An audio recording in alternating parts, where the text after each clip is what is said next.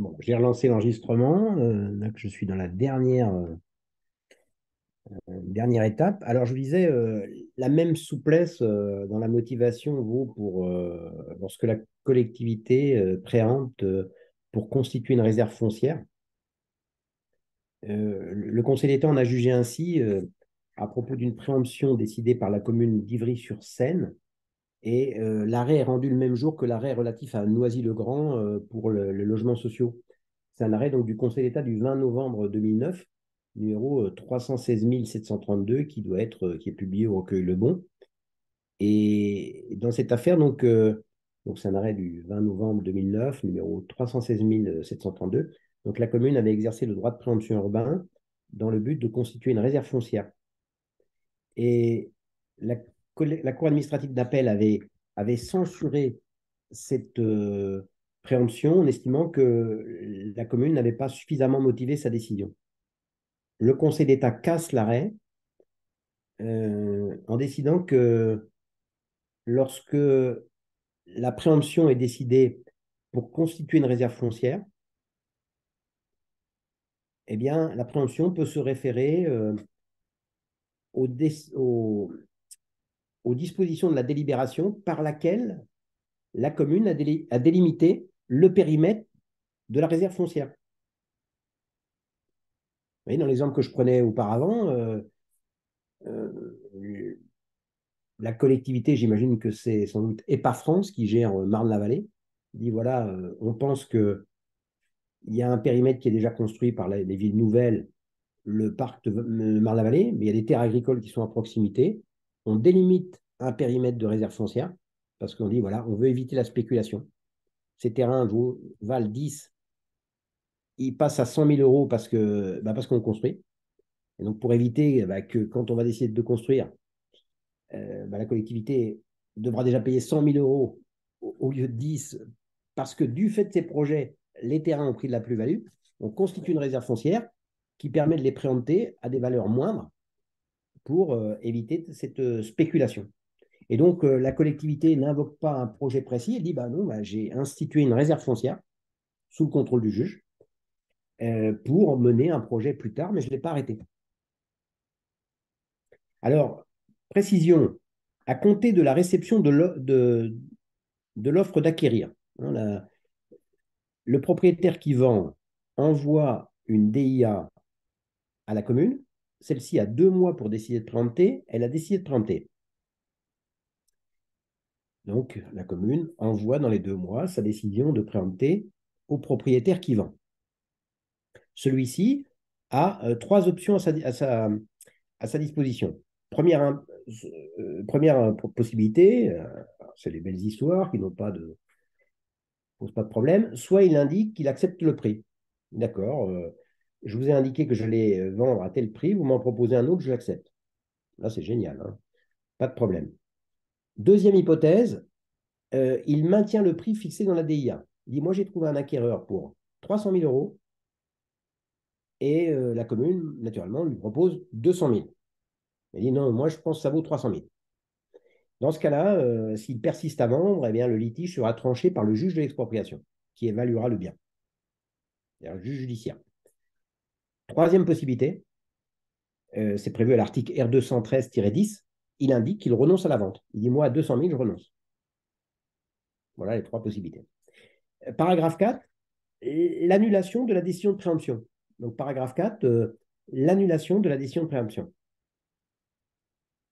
Toute personne intéressée, le propriétaire qui n'a pas pu vendre son bien aux conditions qu'il avait trouvées, je viens de vous donner un exemple, l'acquéreur évincé, qui avait besoin du bien, qui ne peut pas l'acheter parce que la commune a préempté. Donc, toute personne intéressée peut contester la décision de préemption devant le juge administratif.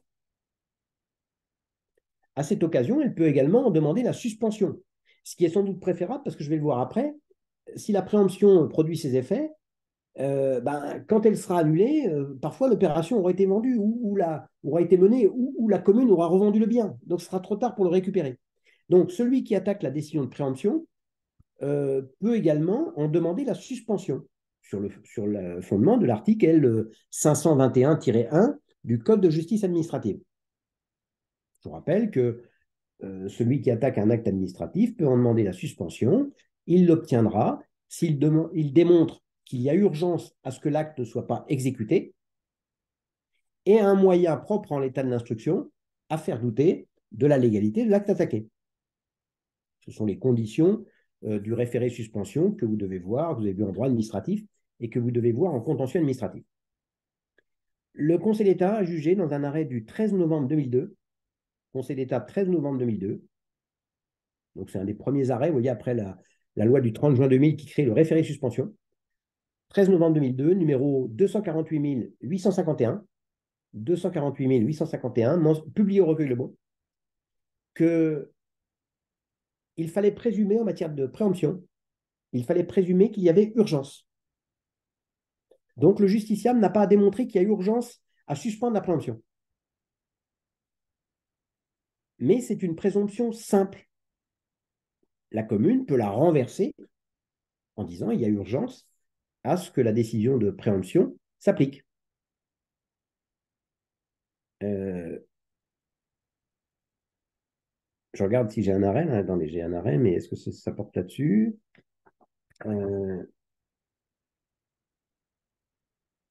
Non, c'est pas tout à fait sur ce. Alors, je vous donne quand même un exemple de ce contentieux d'appréhension, mais qui ne porte pas sur cette présomption simple. Conseil d'État, 28 septembre 2020. Conseil d'État, 28 septembre 2020, numéro 432 063. 432 063, l'arrêt est mentionné dans les tables du recueil Le Bon.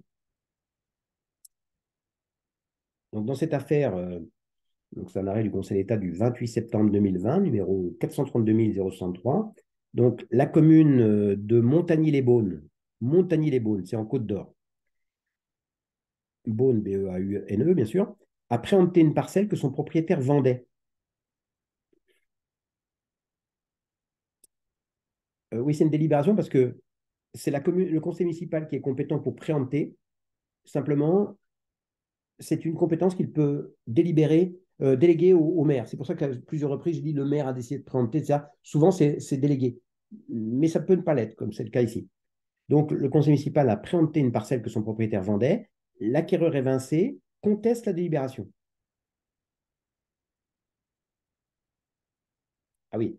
Alors, le tribunal administratif a fait droit à la demande et a annulé la délibération, la préemption, par un jugement du 27 mai 2016. Donc, la commune doit exécuter ce jugement. Elle avait préempté, la préemption est illégale. Donc, elle doit exécuter le jugement. Donc, pour exécuter le jugement, le maire a adressé au propriétaire, à l'ancien propriétaire, donc, une proposition d'acquisition du bien. Et voilà, je vous avais préempté votre bien, la préemption a été annulée, je dois tirer les conséquences de l'autorité de la chose jugée, je vous propose de racheter le bien. Le propriétaire n'est pas intéressé. Vous comprenez, euh, s'il a vendu le bien au prix qu'il attendait, pourquoi il s'embêterait à essayer de le récupérer? Aucun intérêt. Donc il refuse. Il dit, moi, je ne veux pas le récupérer. L'acquéreur évincé l'acquéreur évincé, lui, a leur demandé au maire de lui adresser une semblable proposition. Il dit, le propriétaire a refusé votre proposition de récupérer le bien, mais moi, ça m'intéresse. Le maire a refusé, a rejeté la demande. Donc, l'acquéreur évincé saisit le tribunal administratif de Dijon pour obtenir donc les conséquences, lui aussi, de l'annulation de la préemption. Et il agit sur le fondement de l'article L911-4 du Code de justice administrative. Vous savez, les articles L911-1 et suivants sur les conséquences à tirer de l'autorité de la jugée et la possibilité d'adresser des injonctions à l'administration pour qu'elle tire les conséquences d'une décision de justice. Alors, quand une décision de préemption est annulée, comme c'est le cas ici, les obligations de la commune pour tirer les conséquences de cette annulation, donc les obligations de la commune sont précisées à l'article L213-11-1. L213-11-1 du Code de l'urbanisme. En cas d'annulation de la préemption, la commune doit proposer à l'ancien propriétaire ce qu'elle a fait. La commune doit proposer à l'ancien propriétaire ou à ses ayants droit l'acquisition du bien en priorité. Le prix proposé vise à rétablir, sans enrichissement sans cause, sans enrichissement injustifié de l'une des parties, les conditions de la transaction les conditions de la transaction à laquelle l'exercice du droit de préemption a fait obstacle. À défaut d'accord amiable, hein, la commune dit voilà, je propose au propriétaire de récupérer le bien pour que personne n'y tire avantage, voilà le prix que je propose, le propriétaire le refuse. Donc, dans ce cas-là, c'est le juge de l'expropriation qui fixera le prix. Euh, si le propriétaire qui a vendu le bien renonce à récupérer le bien, eh bien, le titulaire du droit de préemption propose également l'acquisition du bien à la personne qui avait l'intention de l'acquérir lorsque son nom était inscrit dans la DIA. C'est ce que dit l'article L213-11-1. Donc voilà, à ce stade, quelle est l'obligation de la commune? La préemption est annulée, elle doit proposer le bien au propriétaire pour qu'il le récupère. S'il refuse de le récupérer, s'il dit moi ça ne m'intéresse pas, elle doit le proposer à l'acquéreur évincé si son nom figurait dans la DIA. Quand le propriétaire a décidé à adresser la DIA, il savait qui était l'acquéreur, il dit voilà, je peux le vendre à monsieur machin à tel prix. Mais dans cet arrêt du 28 septembre 2020, le Conseil d'État juge que même si le nom de l'acquéreur évincé ne figure pas dans la DIA, ce qui peut arriver, elle doit lui proposer, s'il se manifeste, d'acquérir le bien. C'était le cas ici. La commune disait, je n'ai pas à vous le proposer, vous ne figuriez pas dans la DIA. Eh bien, le Conseil d'État juge que même si le nom de l'acquéreur évincé ne figure pas dans la DIA, la collectivité doit lui proposer de récupérer le bien avec un prix qu'il faudra fixer. Alors, l'obligation pour la commune, je le disais il y a 5 minutes, l'obligation pour la commune de proposer au propriétaire ou à l'acquéreur évincé de récupérer le bien parce que la préemption a été déclarée illégale et a été annulée. Donc, cette obligation peut se heurter à une difficulté qui est qu'entre-temps, la commune a vendu le bien. En effet, l'annulation de la préemption n'a pas d'effet sur la vente, qui est un contrat de droit privé. La décision de préempter a été prise, intervient un contrat de vente, parce que la commune a préempté pour céder, comme tout à l'heure dans l'histoire de la mosquée à Montreuil, eh bien, l'annulation de la préemption n'a pas d'effet sur la vente, qui est un contrat de droit privé. C'est pour ça d'ailleurs que certains tribunaux administratifs avaient pensé contraindre la personne publique, après avoir annulé la préemption, à saisir le juge civil afin qu'il constate la nullité de la vente. Certains tribunaux administratifs étaient allés dans ce sens. Mais le Conseil d'État ne les a pas suivis. Pourquoi? Eh bien, pour la même raison que je vous invoquais tout de suite. C'est que, vous voyez, l'acquéreur évincé donc, a introduit un recours contre la décision de préemption et le juge administratif lui donne raison, annule la préemption. Mais la commune a depuis vendu le bien. Donc certains TA disent, après avoir annulé la préemption, je contrains l'administration à obtenir la nullité de la vente. Le Conseil d'État a refusé parce que il se peut que le propriétaire n'ait pas envie de revenir à l'état d'origine. Lui, il vendait son bien 200 000 euros, il avait trouvé un acquéreur, mais la commune lui a acheté le bien 200 000. Il n'y a pas de raison qu'il dit, bon, je m'en fiche, je n'ai pas envie de récupérer ce bien. Donc c'est pour ça que le juge n'est pas allé jusque-là. Donc, par exemple, on peut citer un arrêt du Conseil d'État du 6 février 2003, Conseil d'État 26 février 2003, Conseil d'État 26 février 2003, publié au recueil Le Bon, numéro 231 558.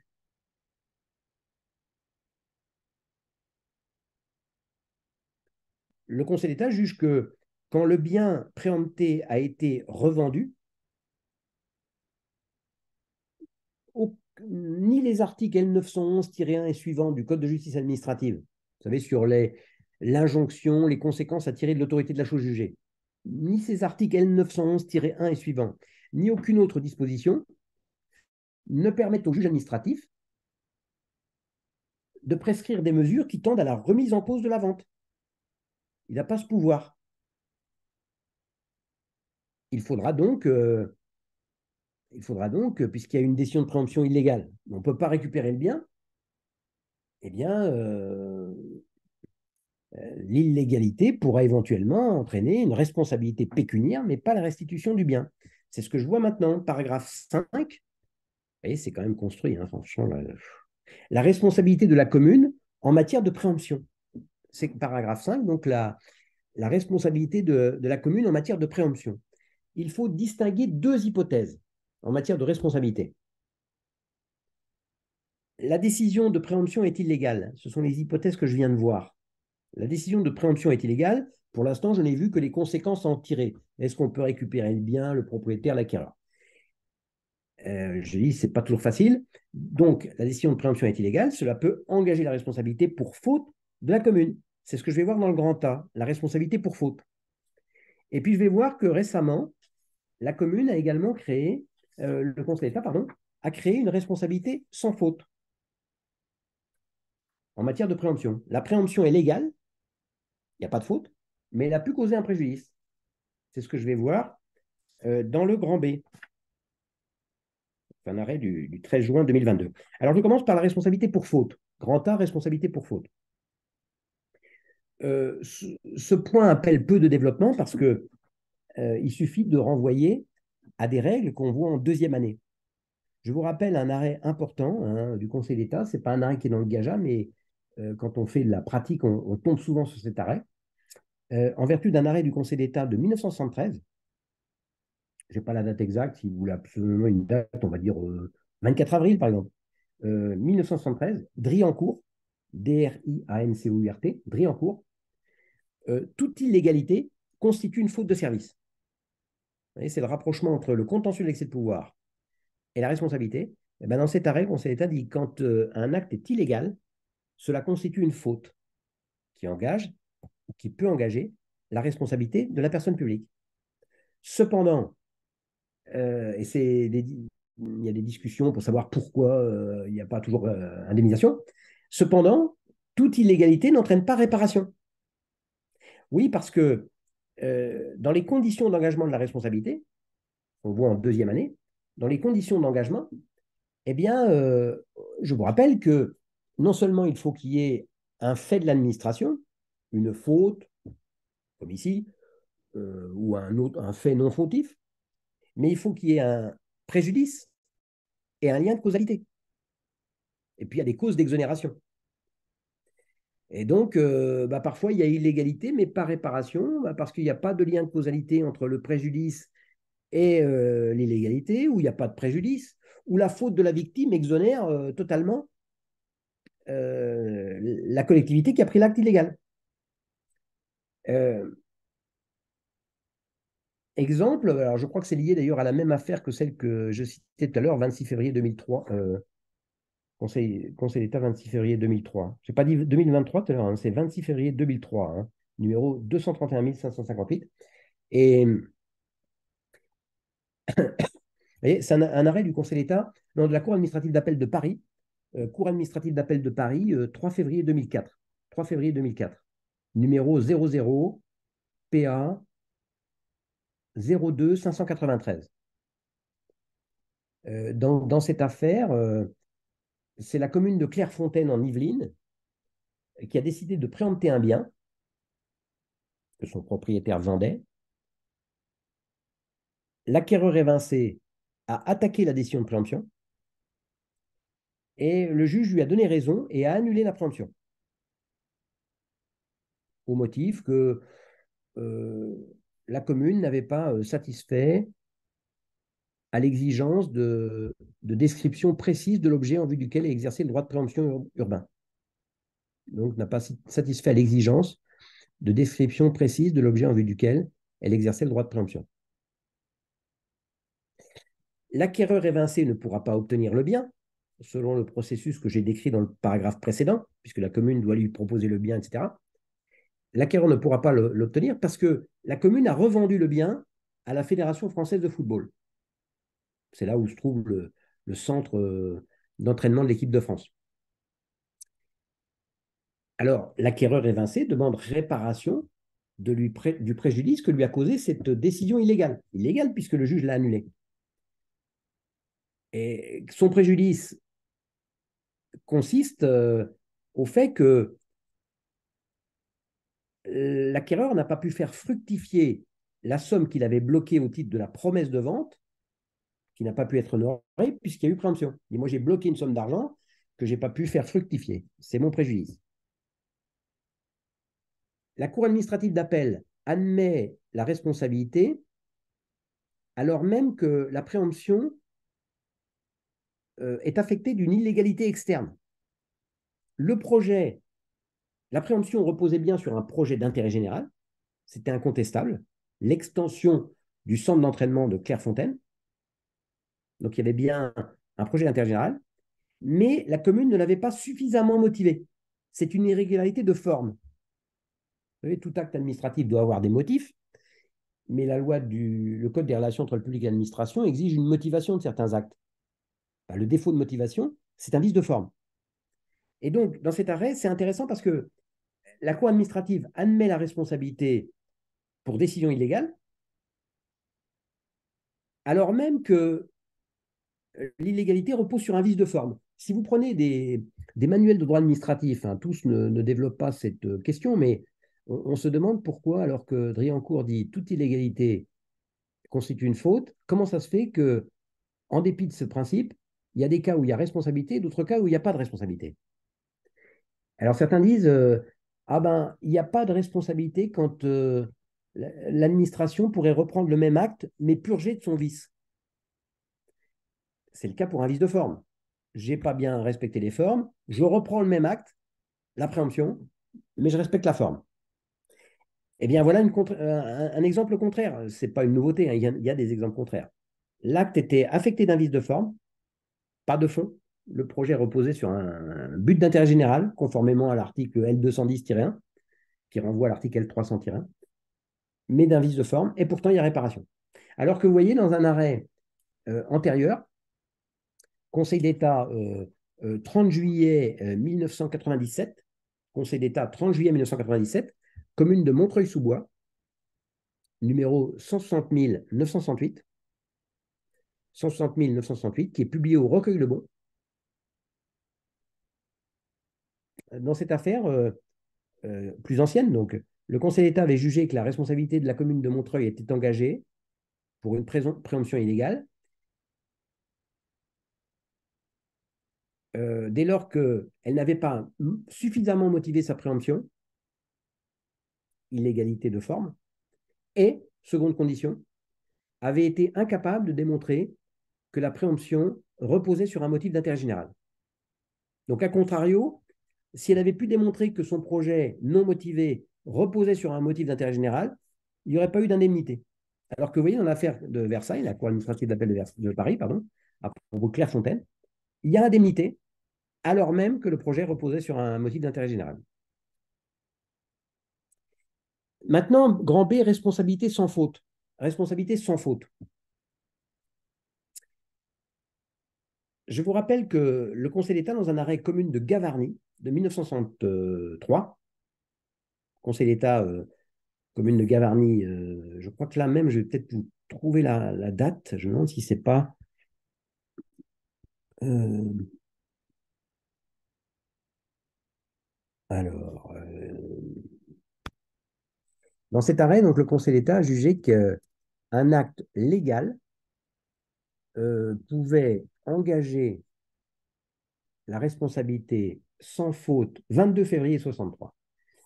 Un acte légal, donc s'il était attaqué en recours pour excès de pouvoir, il ne serait pas annulé parce qu'il est légal. Peut engager la responsabilité sans faute, puisqu'il n'y a pas de faute, il n'y a pas l'acte est légal, de la collectivité publique, s'il est démontré par le justiciable qu'il a subi un préjudice spécial et grave. C'est la responsabilité sans faute fondée sur la rupture d'égalité des citoyens dans les charges publiques. En vertu de cette responsabilité qu'on voit en deuxième année, je vous rappelle que le Conseil d'État juge qu'il n'est pas normal que pour le bien de tous, c'est le cas ici puisque l'acte est légal, donc il est pris dans l'intérêt général, il n'est pas normal que pour le bien de tous, une ou quelques personnes, spécialités, subissent un préjudice grave, anormalité ou gravité. Donc, dans la responsabilité sans faute fondée sur la rupture d'égalité des citoyens dans la charge publique, le Conseil d'État vérifie la spécialité et la gravité. Pour rétablir l'égalité des citoyens devant les charges publiques, il faut que celui ou ceux, les quelques-uns, qui ont subi un préjudice spécial et grave, obtiennent réparation. Voilà le fondement. Eh bien, le Conseil d'État a appliqué dans un arrêt du 13 juin 2022, Conseil d'État 13 juin 2022, cette numéro 437 160, mentionné dans les tables du recueil Lebon, cette responsabilité sans faute. De quoi s'agit-il? euh, un propriétaire à Saverne, c'est en Alsace, hein, un propriétaire donc dans la commune de Saverne vend son bien et adresse une DIA donc au maire, parce que le bien est soumis au droit de préemption. La commune, le maire décide de préempter le bien au prix de 800 000 euros. 800 000 euros. L'immeuble étant inoccupé, l'immeuble que le propriétaire vend étant inoccupé, il fait l'objet d'occupation illégale, de dégradation, de squat, etc. Le propriétaire n'ayant pas accepté le prix proposé, 800 000 euros, donc le propriétaire n'ayant pas accepté le prix proposé, le juge de l'expropriation est saisi. C'est ce que j'ai dit tout à l'heure, hein. S'ils ne sont pas d'accord sur le prix, c'est le juge de l'expropriation qui est saisi, qui évalue le bien à 915 000 euros, donc plus élevé que ce que proposait la commune. Ça valait le coup d'aller devant le juge de l'expropriation. Le prix tenant compte du mauvais état de l'immeuble, des dégradations qui sont en cours et des travaux qu'il faudra entreprendre. Donc le juge dit, voilà, ça vaut 915 000 euros, parce que je tiens compte des travaux qu'il va falloir entreprendre.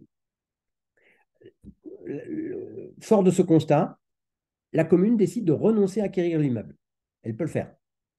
Dis-moi, à 915 000, et en plus, il y a des travaux, je renonce à acquérir. Finalement, le propriétaire a pu vendre son bien 400 000 euros seulement.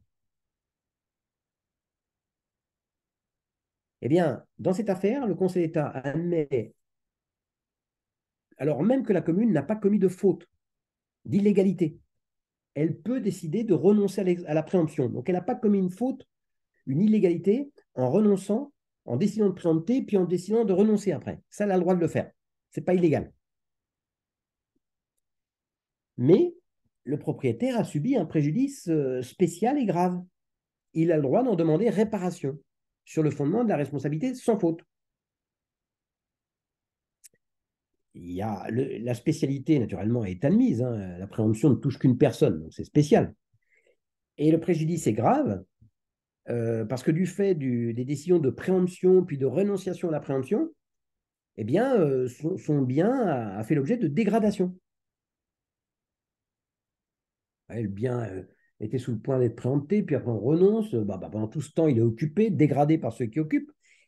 Cela étant, euh, le Conseil d'État accorde une indemnité. Je n'ai pas le montant exact. Je suppose que c'est au moins le différentiel entre les 800 000 initiales ou les 915 000 prix fixés par le juge d'expropriation et les 400 000 finalement. Ça doit être ce différentiel. Mais, alors il faudra aller voir l'arrêt, mais le Conseil d'État réduit l'indemnité de 100 000 euros, pas à 100 000, hein, il a réduit de 100 000, je pense que c'est 500 000, et il met moins 100 000, parce qu'il estime que le propriétaire a commis une faute qui exonère partiellement la commune, parce qu'il aurait pu recourir à une société de gardiennage pour éviter que l'immeuble ne soit ouvert à tous les vents. Alors, section 2 maintenant. Je vais être plus rapide, hein. Je suis dans les droits de préemption. J'ai vu le droit de préemption urbain, j'étais assez long. Et maintenant, je vois dans la section 2 les ZAD, zones d'aménagement différées. Zone d'aménagement différée. Donc, la zone d'aménagement différé est créée par un arrêté préfectoral sur proposition ou après avis de la commune ou de l'EPCI compétent, s'il est compétent en matière de droit de préemption urbain. Si ces collectivités émettent un avis défavorable, Ça peut être la commune qui propose la création d'une ZAD. Si elle la propose, on ne lui demande pas son avis. Mais ça peut être l'État qui décide de créer une ZAD ou une autre collectivité. Et là, dans ce cas-là, on demande l'avis de la collectivité sur le territoire de laquelle va se trouver la ZAD. Donc, si ces collectivités émettent un avis défavorable, eh bien, la ZAD devra être créée non pas par un arrêté préfectoral, mais par un décret en Conseil d'État. Article L212-1.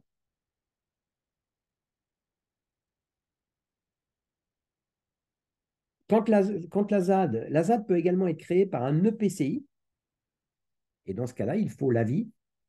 La commune sur le territoire de laquelle se trouve la ZAD est consultée, et si son avis est défavorable, la ZAD sera créée par un arrêté du préfet. L'effet de la ZAD, elle délimite un périmètre d'aménagement différé. Plus tard, on construira. L'effet de la ZAD est de conférer un droit de préemption à la collectivité qui gère la ZAD. Collectivité qui l'a créée ou concessionnaire à qui elle a confié cette mission. Donc, si le droit de préemption urbain que j'avais étudié auparavant avait été institué, il n'est plus applicable. C'est désormais le droit de préemption propre à la ZAD. Ce droit de préemption est valable 6 ans, renouvelable.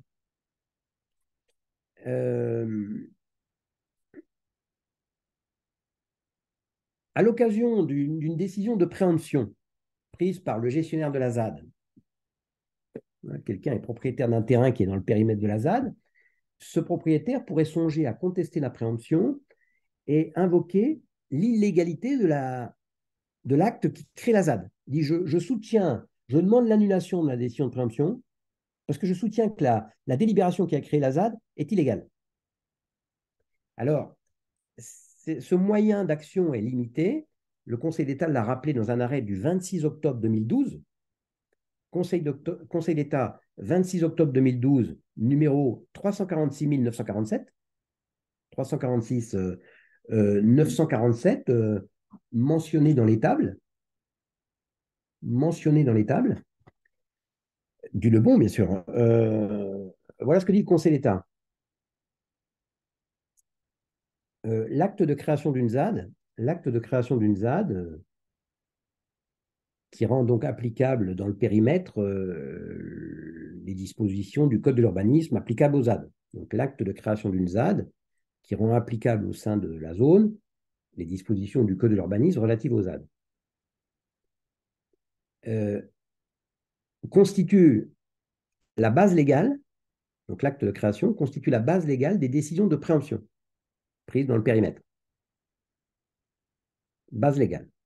Par conséquent, dit le Conseil d'État, l'illégalité de cet acte, de l'acte instituant la ZAD, l'illégalité peut être invoquée pour obtenir l'annulation de la décision de préemption. Peut être invoquée pour obtenir l'annulation de la décision de préemption.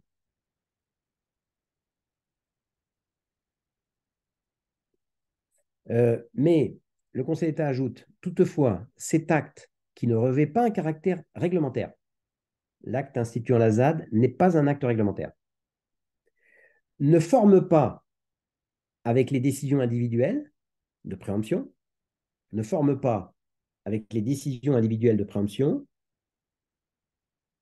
une opération administrative unique. Une opération administrative unique qui comportant un lien tel que les illégalités qui l'affecteraient pourraient, comportant un lien tel que les illégalités qui l'affecteraient, l'acte instituant la ZAD, pourraient, alors même qu'il aurait acquis un caractère définitif,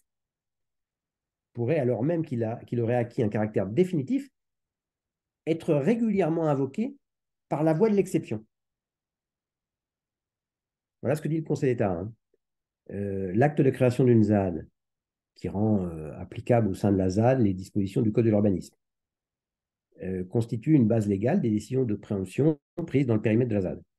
que l'illégalité de cet acte est par suite susceptible d'être utilement invoquée au soutien de conclusions dirigées contre une décision de préemption, que toutefois, cet acte qui ne revêt pas un caractère réglementaire ne forme pas avec les décisions individuelles de préemption prises dans le cadre dans la zone une opération administrative unique comportant un lien tel que les illégalités qui l'affecteraient pourraient, alors même qu'il aurait acquis un caractère définitif, être régulièrement invoquées par la voie de l'exception. Alors, je terminerai là-dessus. C'est des choses que vous devez voir en contentieux administratif, ça. Que dit le Conseil d'État? Il dit, voilà, la ZAD est un acte individuel. Je vous rappelle que l'exception d'illégalité d'un acte, à l'occasion d'un recours contre un acte, est perpétuellement possible contre un acte réglementaire. Vous attaquez un acte individuel qui vous est défavorable. Vous attaquez dans les 2 mois. Vous pouvez soulever l'exception d'illégalité de l'acte réglementaire sur lequel l'acte individuel se fonde, même si cet acte a 10 ans, 15 ans, 20 ans. Avec une réserve quand même, maintenant, depuis 2018, CFDT Finance, vous ne pouvez pas soulever l'exception d'illégalité pour un vice de forme ou de procédure. Vous voyez, le président de l'université vous refuse un droit, il dit bah, « je suis désolé, je vous le refuse en me fondant sur une délibération du 17 avril 1956 ». Eh bien, vous avez le droit d'attaquer le refus qui vous est opposé dans les 2 mois, acte individuel, en soulevant l'exception d'illégalité de l'acte réglementaire, même s'il est de 56. Sauf si vous invoquez un vice de forme ou de procédure depuis CFDT Finance de 2018. Mais la ZAD, l'acte instituant la ZAD est un acte individuel. Donc, il n'est possible de soulever l'exception d'illégalité de l'acte instituant la ZAD, non pas de manière perpétuelle comme un acte réglementaire, mais que dans le délai de recours. Donc, vous voyez, vous ne pouvez attaquer une décision de préemption et à cette occasion soulever l'exception d'illégalité de la ZAD que si, ce qui est très peu probable, que si l'acte instituant la ZAD a été pris dans les 2 mois. En tout cas, on est encore dans le délai de recours. C'est pratiquement impossible. Hein. La ZAD est instituée en 2022 et puis la préemption intervient en 2024, en 2025. Vous voyez, hein, l'exception d'égalité d'un acte individuel n'est possible que dans le délai de recours. Et c'est pour ça qu'ensuite, le Conseil d'État, en cet arrêt, envisage une autre exception qui serait ce qu'il appelle l'opération administrative unique. C'est ce qu'on appelle en contentieux administratif l'opération complexe, qui est une notion, opération complexe. Je ne sais pas si vous avez vu ça en contentieux administratif. C'est une notion que le Conseil d'État dégage. C'est lui qui dit si c'est une opération complexe ou pas, puisque l'exception d'illégalité d'un acte individuel n'est pas possible passer le délai de recours. Eh bien, le Conseil d'État dit si plusieurs actes individuels sont la suite d'une même opération, quand on attaque le dernier ou l'avant-dernier, on peut soulever l'exception d'illégalité de tous les autres avant. Le Conseil d'État a créé ça parce que si l'acte avant était un acte réglementaire, ce n'était pas la peine puisqu'on peut soulever de manière perpétuelle l'exception d'illégalité d'un acte réglementaire. Quand c'est un acte individuel, ce n'est pas possible. Et donc, le Conseil d'État, sauf si c'est une opération complexe, enfin, il dit opération administrative unique, c'est-à-dire chacun des actes individuels est la suite coordonnée d'une même opération. Donc, dans ce cas-là, vous pouvez attaquer le dernier acte et puis dire, par exemple, la décision de préemption et dire je soulève l'exception de l'autre acte de l'opération unique, qui est la décision, la délibération instituant la ZAD. Mais ce n'est pas le cas. Ces différents actes ne sont pas une opération administrative unique. Donc, il n'est pas possible de remettre en cause l'institution de la ZAD. Vous voyez, je ne sais pas quand vous êtes noté en contentieux administratif, mais ce sera un sujet rêvé pour un sujet de contentieux administratif, ça. Hein. Tout est dit sur l'exception d'illégalité dans ce passage. Bon, je vais quand même pas rompre avec les règles très positives, hein, c'est d'arrêter à -10, là il est 54.